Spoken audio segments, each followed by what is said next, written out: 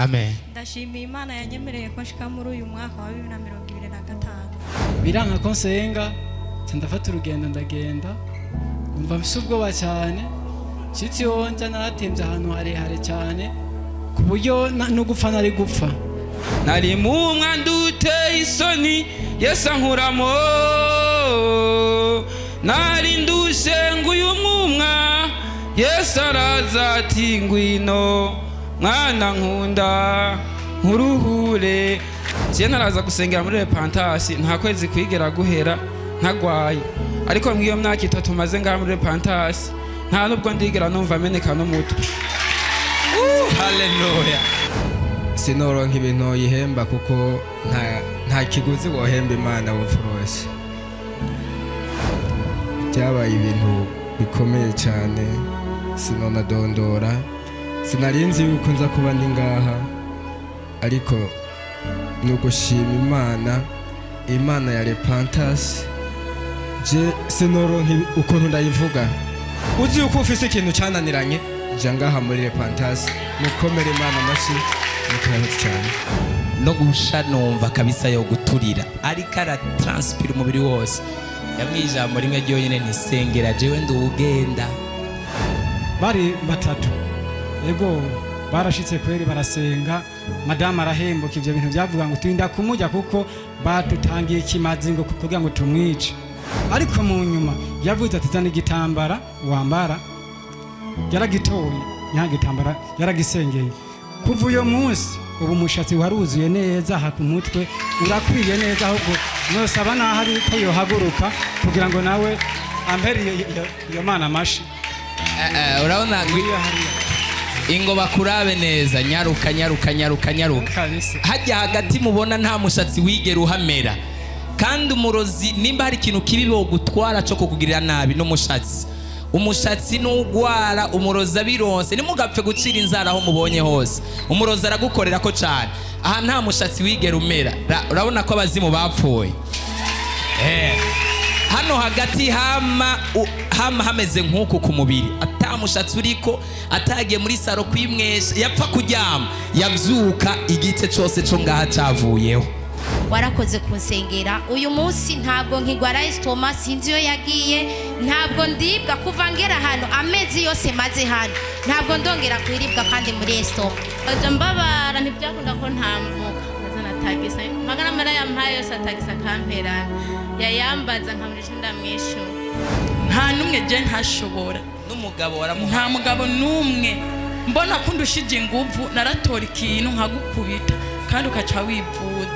Ndashima Imana nkuye mu buhimbiri buraho nari ndimo buhimbi nari mu buhimbi komera Imana amashi nari mu buja ubujanye n'ubuja ariko kuva nje ngaha yajyanyeretse je nta kwazi kwara batanyivye ko ndashimira Imana kushije kuyu mwaka nari maze imyaka 3 ntashobora kuba ndiko ndagenda mbona iyo ndiko ndaje wari impumyi ariko nkabona isaha mbona hose ngenda kandi cyane n'igitabo nkasoma komera Imana amashi kuko nk'ukuntu ndi sinodima ndakora bitabuki kandi kici nakunda koga nkiziga mvuta kamengo ntafata kiyoze ubu ndiko ndisi amavuta ntiyagufata oya ariko ubu ndiko ndisiga haleluya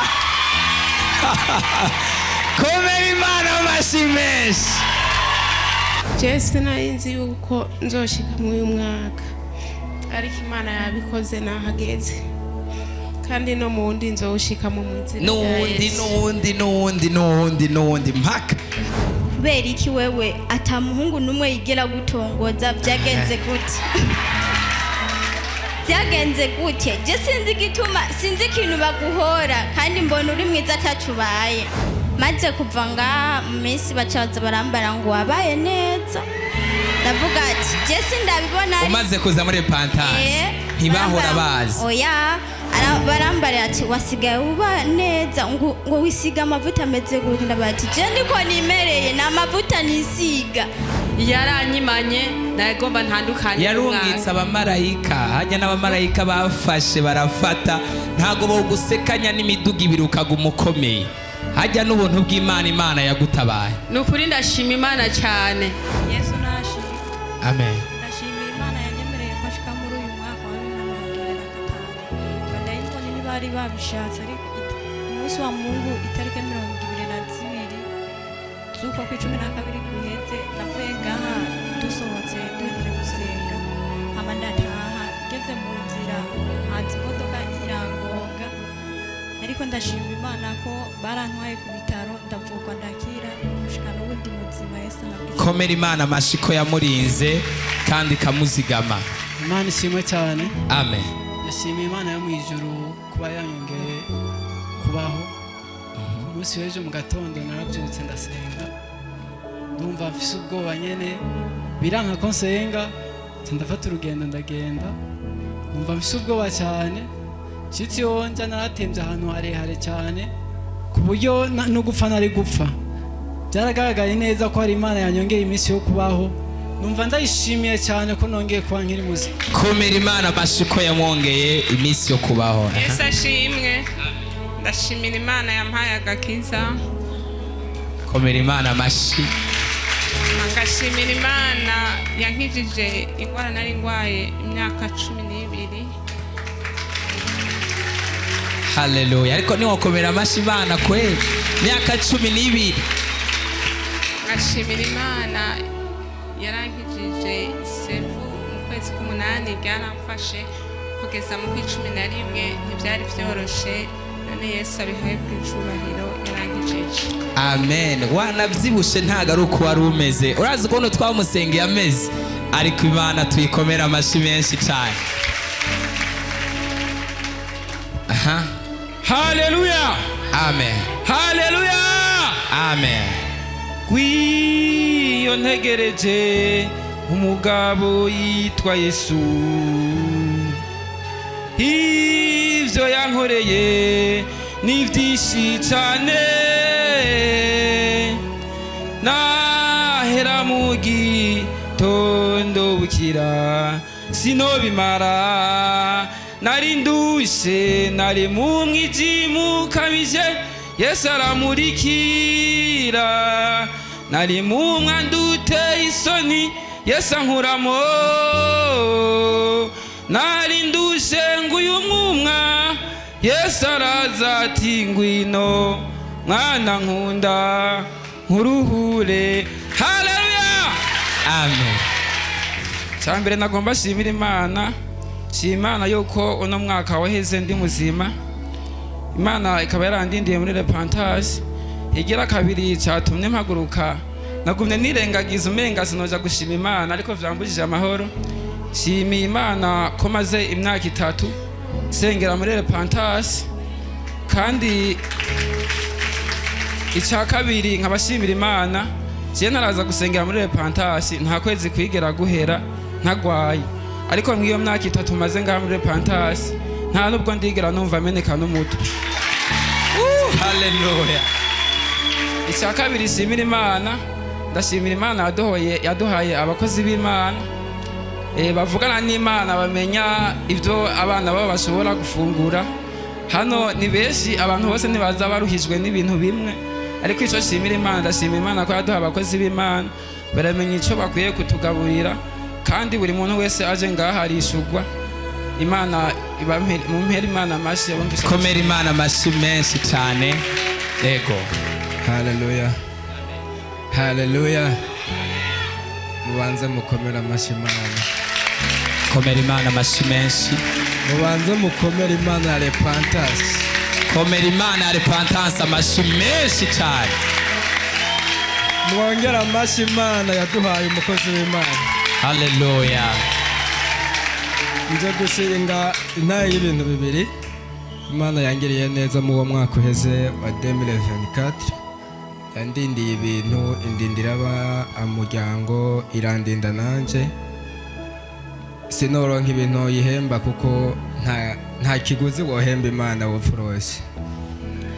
Icya kabiri, uyu mwaka wa 2025 ku itariki imwe tuvuye mu makesha nafashwe n'ibintu into nadondora ngo ndabivuge. Turi ngaha umwanya wacu ba muremure ofete muri je navuga ati hariho nk'ikintu notanga cyogura ubu buzima n'ubafise noca ndagitanga ako kanya, ariko niho navugana n'uyu mukozi w'Imana yaransengeye ako kanya ndi kwa muganga, bararondera indwara barayibura, ntivyari vyoroshe kuba uri kwa muganga we wumva guhera kwino kugera ku mushatsi wumva ubabara, ariko iradiyo ikerekana ngo nta kintu kiri kwa nibiki. Ndavuga ati je sinumva, niho uyu yambwira ati aba n'abadayimoni reka senge. Yarasenze kandi biragenda neza. Ikindi shima Imana, niho nagaruka ku munsi wa gatanu ngaha, byabaye ibintu bikomeye cyane sinona dondora, sinarinzi yuko nza kuba ndi ngaha, ariko ni ugushima Imana, Imana ya Repentance. Je sinoronka ukuntu ndayivuga, ufite ubu bose ngo uri ngaha utazi ahantu uri, menya ko hatandukanye n'ahantu hose uba waragiye.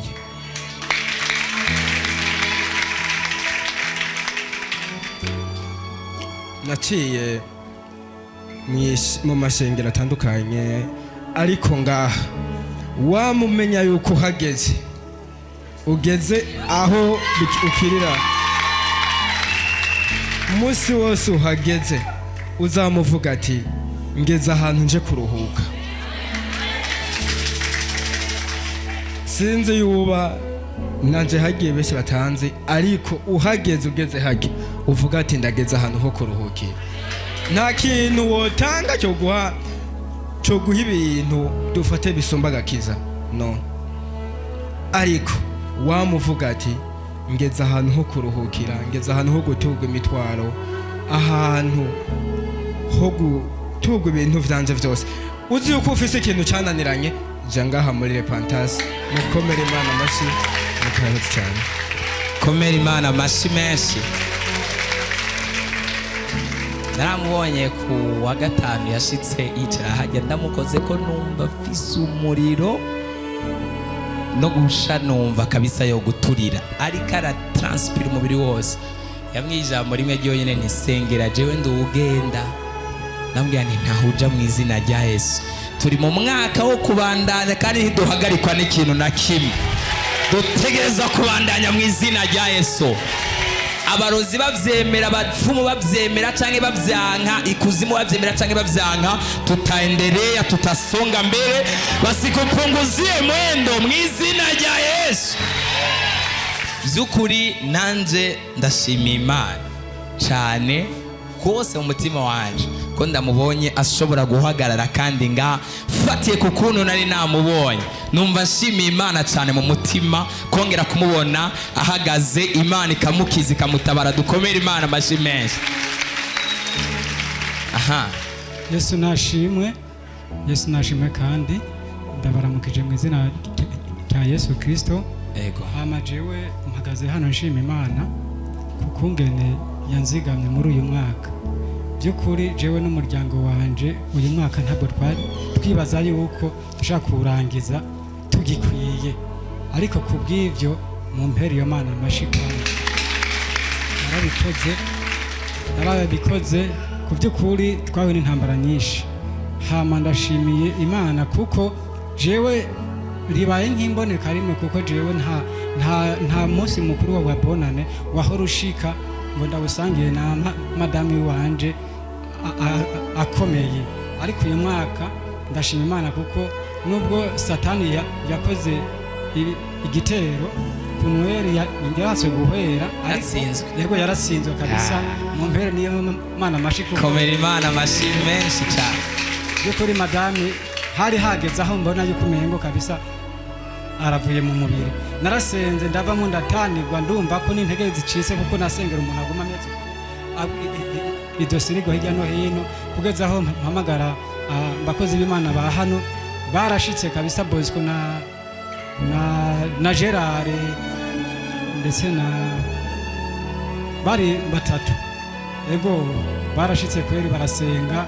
Madame arahembuka, ivyo bintu byavuga ngo turinda kumujya kuko batutangiye ikimazi ngo kuvuga ngo tumwice.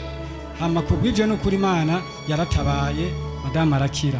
hama nkongera nkashimira imana umwana wanje w'umwigeme ari hano by'ukuri hari haheze nk'imyaka 4 umushatsi abyuka asanga aha wagiye habe ku murango habe mu ijoro hari igipara takanura gato kariko yego kabisa habe ku murango canke mu ijoro uyo mushatsi wagenda naraje hano umukozi w'Imana ndabimwiganira aramusengera amusengera irya mbere irya kabiri irya gatatu ariko umushatsi wakomeje kugenda ariko mu nyuma yavuze ati zana igitambara wambara yaragitoye nta gitambara yaragisengeye kuva uyo munsi ubu umushatsi waruzuye neza aha ku mutwe urakwiye neza ahubwo nosaba naho ari ko yohaguruka kugira ngo nawe ampere iyo mana amashi urabona ingo bakurabe neza nyaruka hajya hagati mubona nta mushatsi wigera uhamera kandi umurozi nimba hari ikintu kibi bo gutwara cyo kukugirira nabi n'umushatsi umushatsi n'ugwara umurozi abironse nimugapfe gucira inzara aho mubonye hose umurozi aragukorera ko cyane aha nta mushatsi wigera umera urabona ko abazimu bapfuye hano hagati hama hameze nk'uku ku mubiri atamushatsi uriko atagiye muri saro kwimwesha yapfa kuryama yabyuka igice cyose cyo ngaha cyavuyeho batabonye ukuntu wahagiye iminsi yose imyaka 4 urumva icyo kintu ukuntu giteye ubwoba yiyumviriye yaca yibagira icyo amubwiye yaca cibagira icyo amubariye cyose yaca cibagira dukomere Imana amashyi menshi cyane hama rero n'ukuri by'ukuri nk'uko nabivuze Imana yirirwa ahandi ariko irara ngaha kuri Pandase yo kwijabi by'ukuri amavuta uyu mukozi w'Imana afise Imana ishishikare kumwongereza amavuta n'ukuri azakomeze kubohoza abantu nk'uko ibintu bimeze ngaha nuko ndashimiye Imana cyane n'abasenzi ba hano Yesu abahezagire abongera inkomezi n'amavuta abahe amafaranga no kuramba Yesu komera Imana amashyi menshi cyane ariko warukwiye gukomera Imana amasuka arenza ngaho kuwa Mungu wahera ntimwabonye umuntu twasengeye mu minsi 2 akiyongera ibiro 12 ivyo mwabibonye hehe mu mateka mwege mu minsi 2 ibiro 12 bikaba birikubiseko ariko mana we yarari ibintu vyongereza ibiro yarivuje baramuha ibikoresho arivuza hashoka kwa muganga baramubwira ni wewe naho ugiye uragwa mu nzira ntushika muhira ageze hanavuga ni jengiye kwa Mana kandi ndazi ko nza kubona ukuboko kwayo tumusengeye Imana muri Pantanse yaratubwiye ntiturabona ibitangaza tuzoguma tubona ibitangaza iminsi 12 ibiro 12 apita iminsi 2 yonyene ibiro 12 ibiro 6 umunsi wa mbere Mana ishimwe amen aje ndashima Imana yangiriye ubuntu bwo kuba hano uyu munsi ndashima Imana yanyongeye umwaka wundi ikindi ndiye mu gakiza no mu buntu bwayo mufashe dukomere Imana amashi ndashima Imana yarangiriye neza je nageze hano ngwaye estoma cyane narakunda kugwara estoma cyane ntandwi yashobora guhera ntari mu bitaro burindwi yose nategerezwa kuba ndi mu bitaro naba mfite ububabare budasanzwe nguma nk'iminduru cyane no mu bitaro abaganga bambonye bahita banyakira kubera ko naba mfite uburibwe budasanzwe bari barakumenye bari baramenye bari banze abaganga bose bari baramaze kumenya kuri ivyo bitaro misi yose niho nabandi bambonye bose baba banzi baca banyakira vuba rero maze kugera hano ndabwira pasteur ko estoma itanyorohereje ndashima Imana yaransengeye ndagushimiye Imana ikongera amavuta kandi komeze kukuzamura warakoze kunsengera uyu munsi ntabwo nkigwara estoma sinzi yo yagiye ntabwo ndibwa kuva ngera hano amezi yose maze hano ntabwo ndongera kwiribwa kandi muri estoma ndashima Imana kandi Imana ikongera umugisha komera Imana amashyi menshi cyane mwegera ino gato aha Yesu nashimwe amen Yesu nashimwe kandi nendonge nashima Imana kuba narakiye agakiza ngaho jewe igihe cyose narimbayeho nukuri sinarenze Imana ariko ubu ndayizi muri Rehoboth amen jewe ndonge ndashima Imana ko impaye umwaka wa 2025 sinzi ko no hashitse uyu mwaka uhetse narifuse ndwara indwara yahimbabaje cyane nayo ifungwaye ikintu abamama baca babimenya ntibyakunda ko nicara ntibyakunda ko mpagarara bikanka rwose mugahaguma ndungika kuja kwa muganga je nkavuga ati je sinja kwa muganga mugikunda nta muganga harasumba Imana akampa amahera aho uriko nagiye kwa muganga nkaja mbabara ntibyakunda ko ntambuka ndetse natagisa magana mara yampaye yose atagisa kamperana yayambaza nkamurije ndamwishura nkaza ngaha bakasengera nahasanga abakozi b'Imana nkabwira ati jewe n'ukuri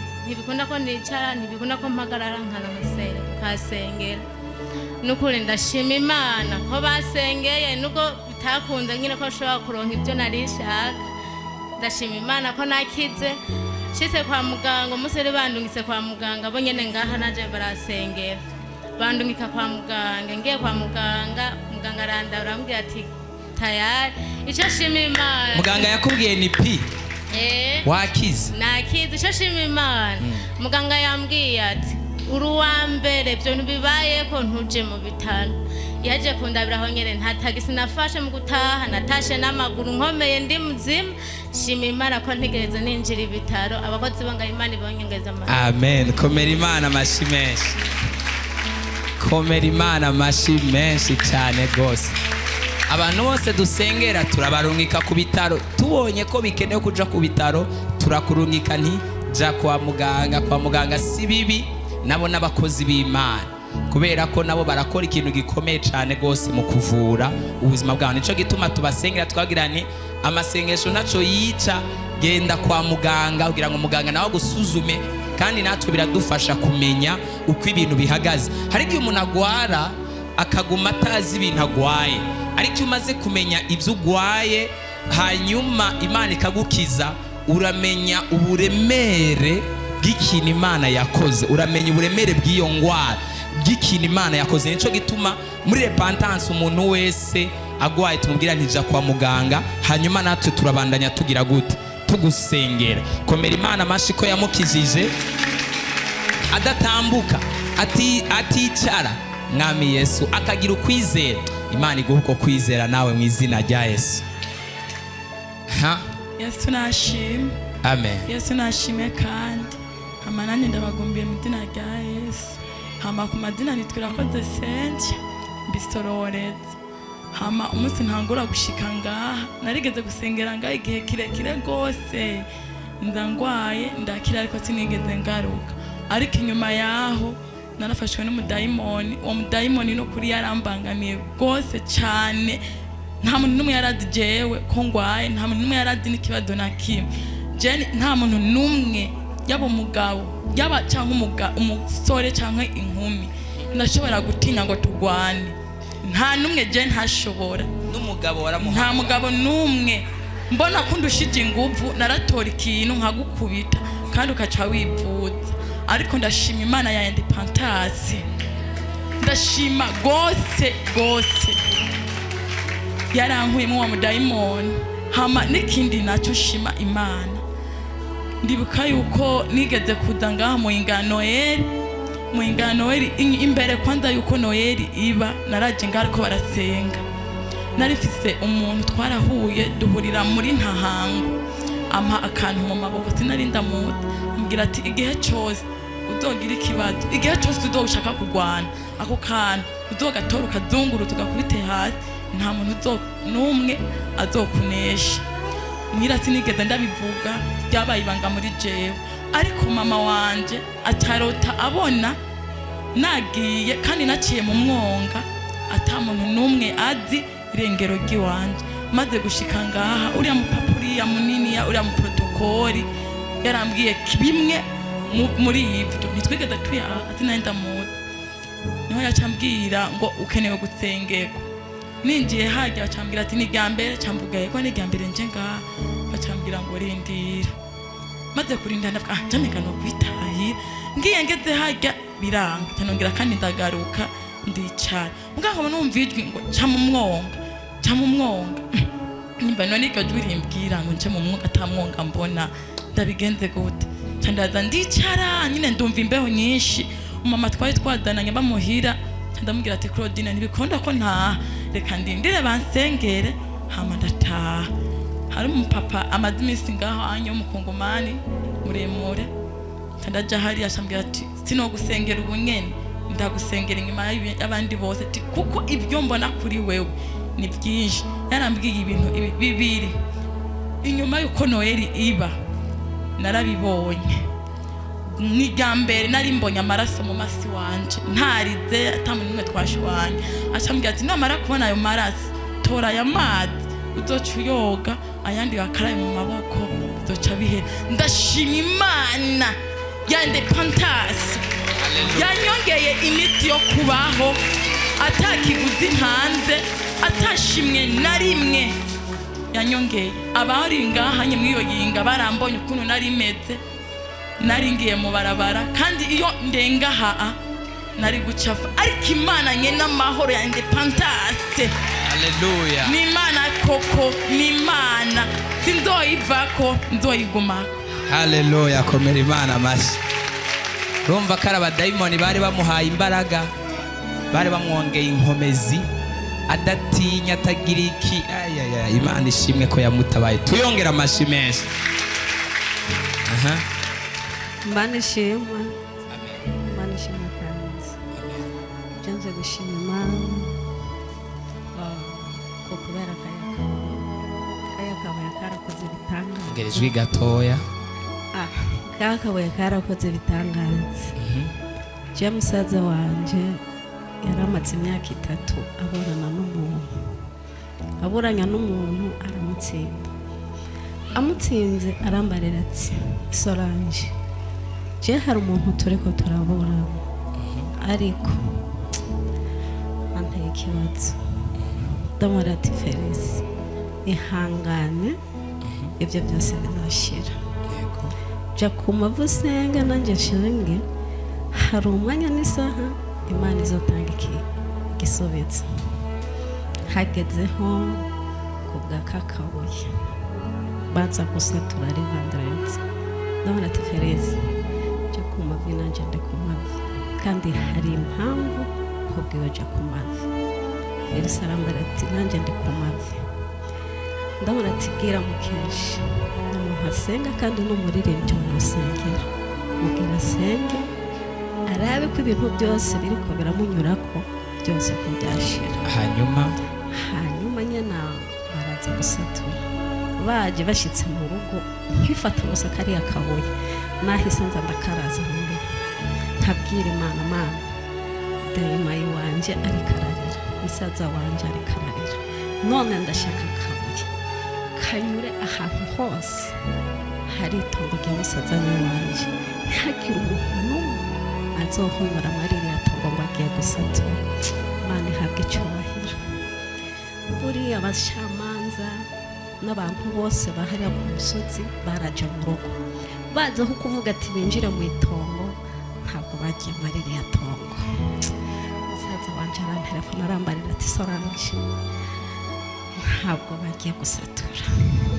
Bashitse abacamanza bashitse ku musozi barabaza ibibazo barabyishura, baca basanga uriya twari ko turaburana ntabwo bikenewe yuko yoronka itongo hano. Musaza wanjye yambara ati nararushe ndaduga ndamanuka gitondo mugoroba ijoro n'izuba, none Imana iranyishuye ntabwo basatuye itongo ryanje. Komera Imana amashyi menshi cyane rwose. Ndavuga ati Felisi hari impamvu batagiye muri iriya tongo, nzokubwira ibanga ninaduka. Imana ihabwe. Zogenda umuha amakuru nta makuru afise. Ndashima Imana yankuye mu buhimbiri buraho nari ndimo. Buhimbi. Nari mu buhimbi. Komera Imana amashyi. Nari mu buja, ubuja nyene ubuja, ariko kuva nje ngaha yaje yanyiyeretse.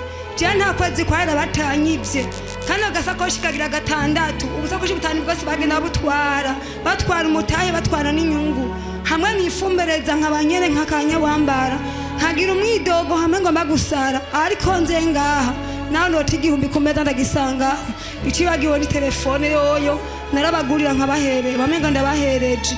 Mana Independence umuntu atazi ngaha azoze ndamuzana ni wazimiye azozimuruka kuko nari nazimutse kandi nazimutse biciye kure.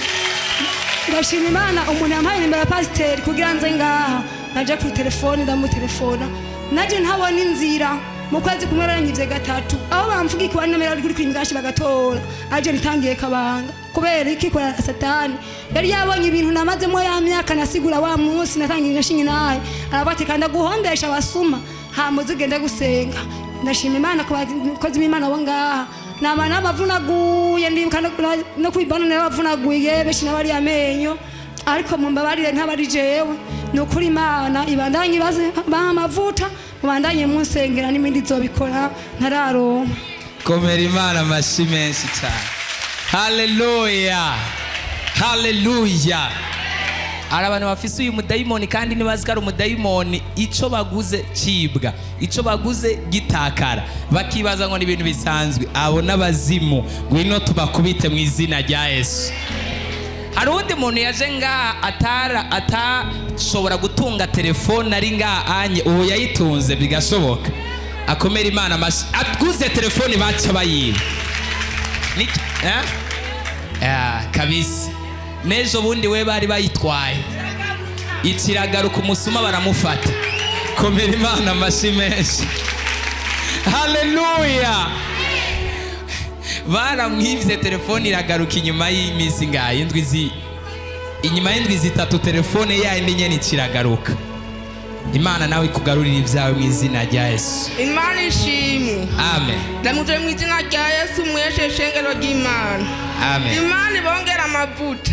Amen. Ko ndashimira Imana ko cishe kuri uyu mwaka.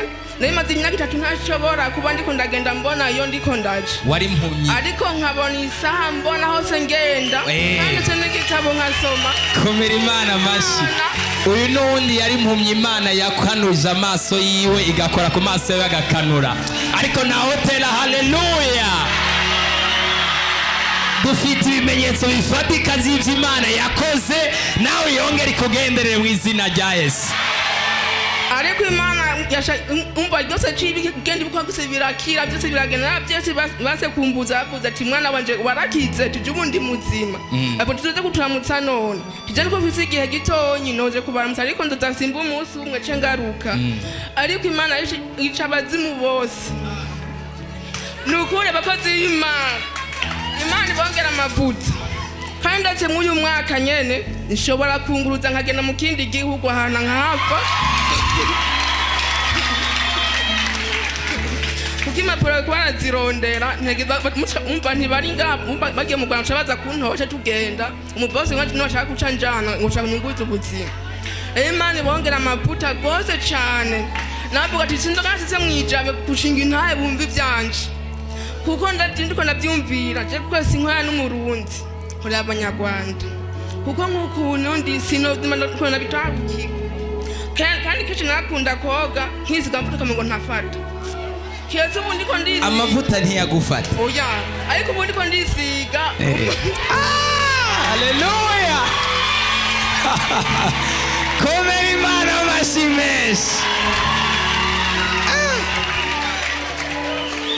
Imana yange nuko ndi kwaje ndiko ndira ndavuga ati abazimu bari bantwaye umugisha none Imana yabipuyeho. Reka dukurikirane ntahe twumve neza. Haleluya. Reka bitubwire byose iby'Imana yakoze. Kubwite birandenga ndiko ndabyumvira birasiga cyane simbona bihana no biherukira uwo mukozi w'Imana nabibwiye kuwa Mungu tukuye kumutakura ndamubwira ati Imana yabengeye amateka amnacambye ngo ko wabaye mwiza timbaye muza ntarurindege naho.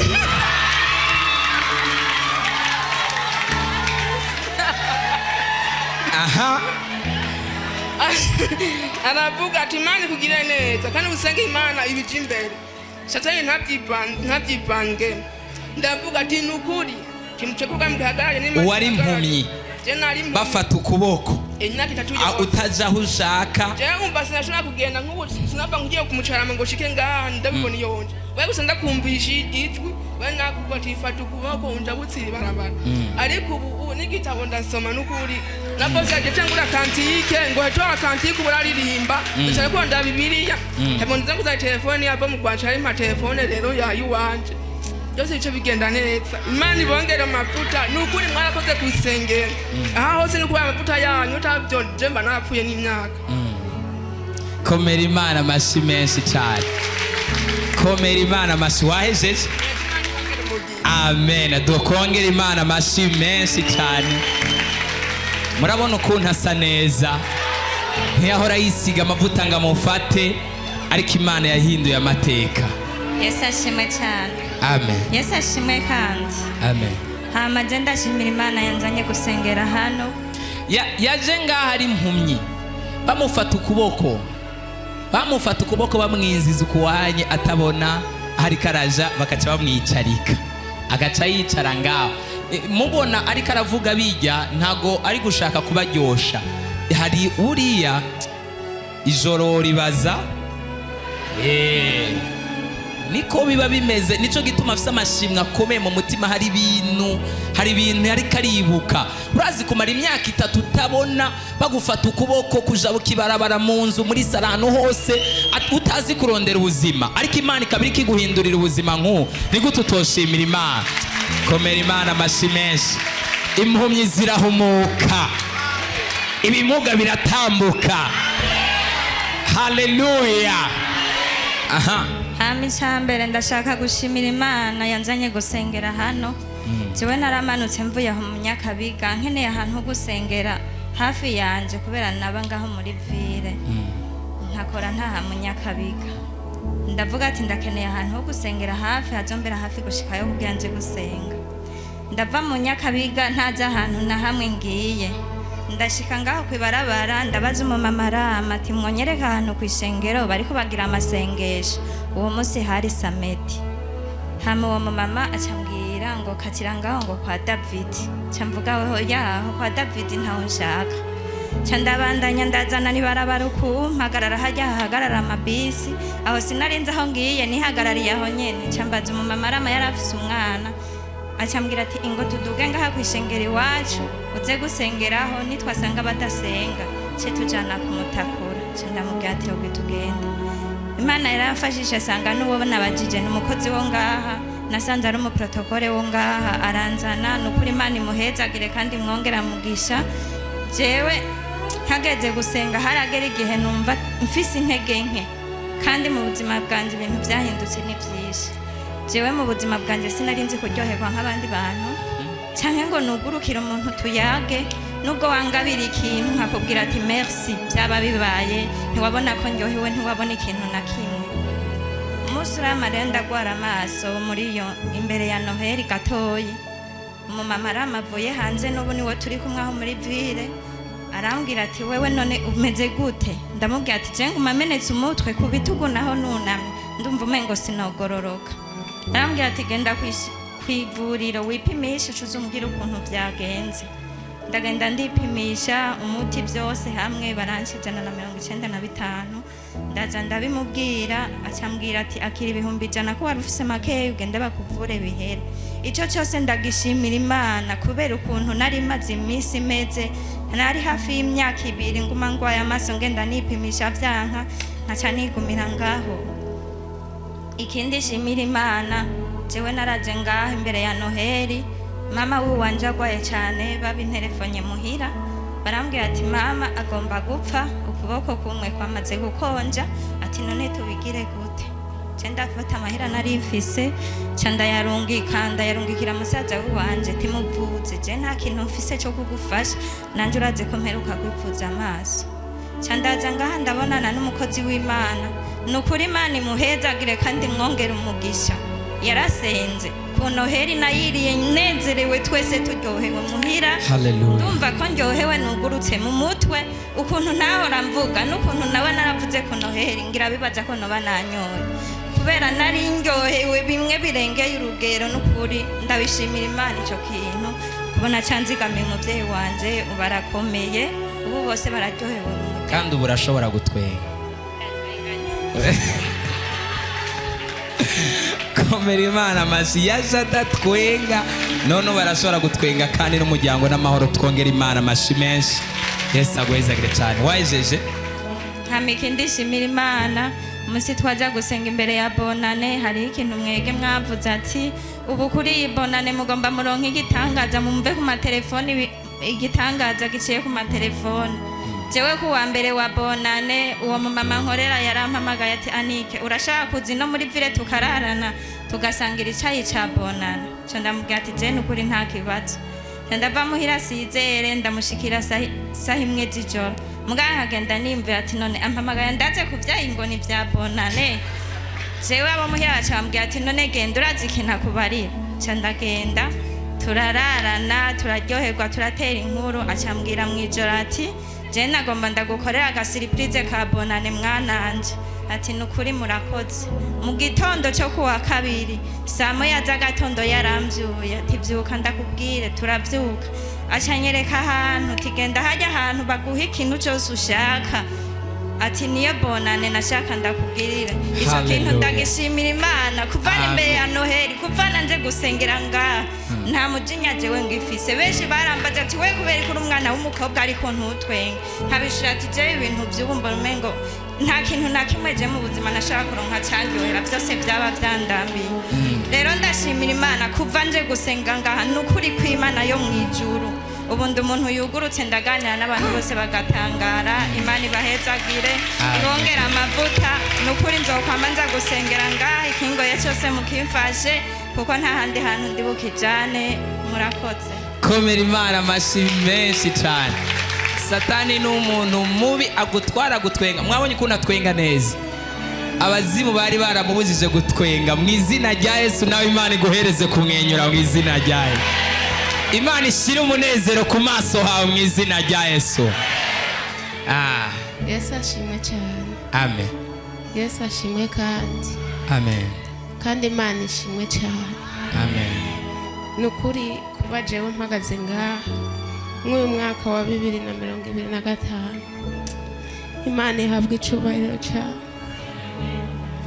Jesu nayinzi yuko nzoshika mw'uyu mwaka ariko Imana yabikoze nahageze kandi no mu wundi nzoshika mu mwizina n'uwundi mpaka. Amen. Rero jewe nari mpagaze ngaha ngomba gushimira Imana yandinzi kanzigama kandi ikanzana ikangeza muri urushengero. Nukuri Imana ihabwa icubahiro cyane. Burya jewe kweri narindushe kuva mu kwezi kw'indwi kwa 2024 kuri sinzi ikintu noshimira Imana ariko mumfashe muyinkomera amashi. Twongera Imana amashi yagize neza cyane tuyikomera amashi mwegere ino wajeje. Rero ikintu nagomba gushimira Imana je ndashimira Imana kuba yarampaye utuntu ndandaza.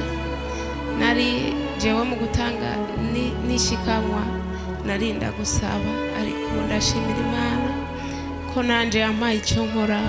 Icyo ndabasaba amasengesho menshi ntituze tumpombane kuko Satani n'uje. Nukuri Imana ibahezagire cyane abakozi b'Imana bakomeze bamfashe no gusenga n'ibindi izobikora. Mana ndamusengeye ndahezagiye urudandazwa rwiwe umugwize uyu mwaka gere kure mu byadandaza umutumbereze ko abakiriya ibyadandaza babigure mu izina rya Yesu Kristo. Imhemu y'uruhombo ntizomwegera inyatsi ntizotumbera ibiganza byiwe azogwira kandi azogera kure arushirize kwaguka mu mutahe yaguke muri byose mu izina rya Yesu Kristo. Amen. Byabaye Imana iguhereze umugisha. Yesu nashimwe. Aha. Cyashitse ngaha nyene mazigihe sengera ngaha nk'amezi 4. Ko naragenda abona igitangaza kinini Imana agira nkorera. Naraje ngaha isura yanje. Mengo isura Shatani yari yanyambitse isura yiwe. Ariko maze gushika ngaha Imana yaciye inyambika isura yiwanje. Ubu ndabishima Imana kandi hari igihe numva mu nda nameze neza ameze nabi nguma numva ameze nabi kweli ndacika intege sinashobora guhagarara nk'ahantu nk'amasaha 2 nahagara umwanya mutoya umugongo numva umugongo nkumva nameze nabi washobora guhagarara sinashobora kuguma amagazi nakunda kuguma nicaye basi ume nicaye simaguruke ahantu nakorera basenga mu bagatolika ngiye gusengerayo habwo naguma sinzira naguma sinzira umwanya wose nkavuga ati none bino nibiki kandi naje gusenga ariko acagira umumama w'umugenzi nyene arambara ati uragende gusengera muri Pantasi kubera iki wewe atamuhungu numwe yigera gutongoza byagenze gute byagenze gute je sinzi gituma sinzi ikintu baguhora kandi mbona uri mwiza atacubaye ndavuga ati je sinda mureke twumvirize mureka twumvirize intaha Imana yakoze ibintu bikomeye cyane murafashijwe aha kubera iki baguma bakubenga byagenze gute ndavuga ati je sindabizi kweri maze kuva nga mu minsi bacaza barambara ngo wabaye neza ndavuga ati je sindabibona umaze kuza muri Pantasi ntibahora bazi oya barambara ati wasigaye uba neza ngo wisiga amavuta ameze gute ndavuga ati je niko nimereye na amavuta nisiga niko nimereye cyambwa ati Imana ishimwe kweri aho nyene ubu nyene narakize ubu kweri ndashima Imana hariho n'urugendo ngomba gufata rwo kuja hanze musengere vraiment nzogende neza amahoro meza no ngaha anabaye gutoroka mu boss navuze ati no munsi ngomba ngenda gusenga kubera iki ndamaze igihe atani naheshinga ibyo Imana yakoze kubera Imana yarakoze igitangaza kishi muhira bara abantu baguma bashwana na mahoro bigera baronka ariko ubu ubiriko biraza kandi nibisigaye byose Imana izobikora mu izina rya ubu baraza ukaca babwira nirindira nzokubwira ubu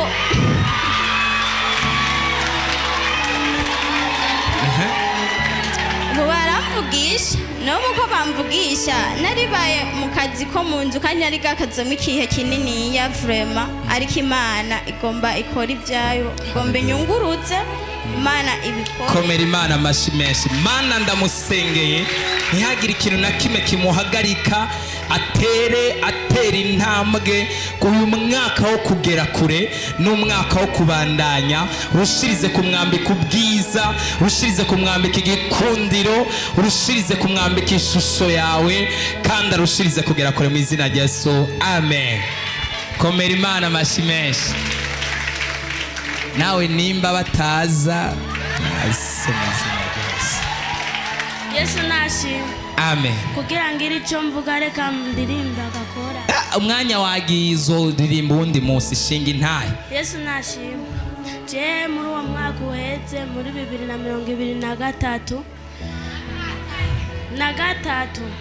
arazi ivyo ariko aravuga mumureke ariko avuga 2023 naragiye ngiye kurangura ibiraya ndi ruguru narambutse ngomba nambuke abapolisi 3 baba baramuhagaze impande ndavuga ati Imana nk'ubu ndabacikira he nca ndabitura ibiraya nca nditongo cyane mu bunyovu baca basubira inyuma niruka naciye ntora bya birandikorera nashitse mu ruzi muri Mwogere bicangwa hasi mu mazi iyo ntahe niyajyanye yo muri 2023 twe twavuze intahe zo muri 2024 cyangwa 2025 hano hafi uzogaruka tuguhereza uwundi mwanya ushinga intahe ukwiye neza dushaka intahe za vuba imyaka 2 ni myinshi cyane gose aha Yesu nashimwe kandi amen je dimashe naraje gusenga sanga ntibasengeye hano haca duhura na papa babiri bari ngaha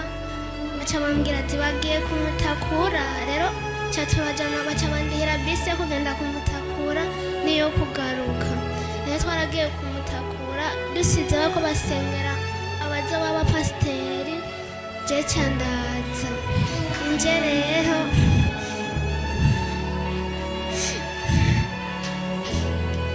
rero nashitse ntebye ariko ntibankariye narababwiye ati jaho nagiye gusengera ntibagukariye wari wagiye gusenga komera Imana amashi menshi cyane turaheze narababwiye ati aho nagiye gusengera nasanze atariho basengeye ca duhura n'abantu babiri bagiye gusengera ku Mutakura baca barandihira ca turajana rero numvira ko natevye ntabwo natebeye hariya sinatebeye ahandi kundi wa Mungu heze apanu naraje gusenga hageze aho bwati nimusenge turasenga je nari mfise ikibazo nari ngwaye ariko kuva ndi mutoya nticari bwahere rero kuva dimashe tuvuye gusenga uwo wa Mungu heze naratashe muhira mbona ivyo bintu ntabwo bisubiriye kuba ndamara nk'imisi 3 ntabwo ndabibona ariko ubu nasubiriye kubibona ndagomba muze munsengere mukomeze munsengera ndazi ko bizohera byari byaheze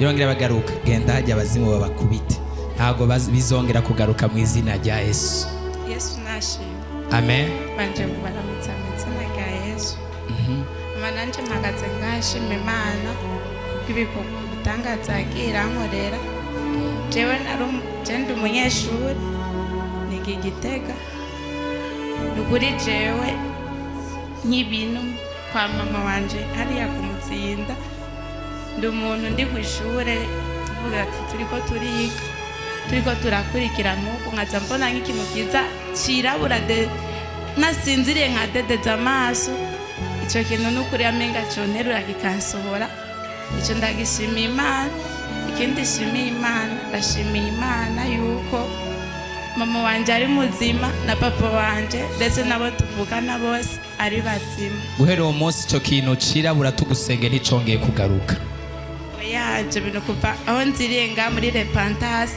ni nkuko ndi ku ishure atani ikintu nashobora kubona ariko aho nziriye nga muri repentance ubu ndabona ibintu neza kareho na definition imwe nashobora gufata ku mutwe ariko ubu ndashimiye Imana yoyo yabikoze murakoze komera Imana amashi menshi cyane Yesu nashimwe amen nanje nagumye ngwana n'ijwi nukuri ndashima Imana kujya musi wa Mungu twinjira ku Mutakura kujya twaratashe tugeze hano ku soko nshasha umwana wanje mutoya bari bamugonze ariko Imana iramwimana mukanya nanje nyene bari bahangongeye aho bari bagongeye umwana wanje nukuri ndashima Imana je n'ukuntu bari bangonze nta nibyo nabonye gusa iyo moto yagomba ingonga bari kuri yo nibo bakomye induru ni mumperi iyo Mana mashi komera Imana amashi menshi cyane ndashima Imana cyane no ku munsi wa mbere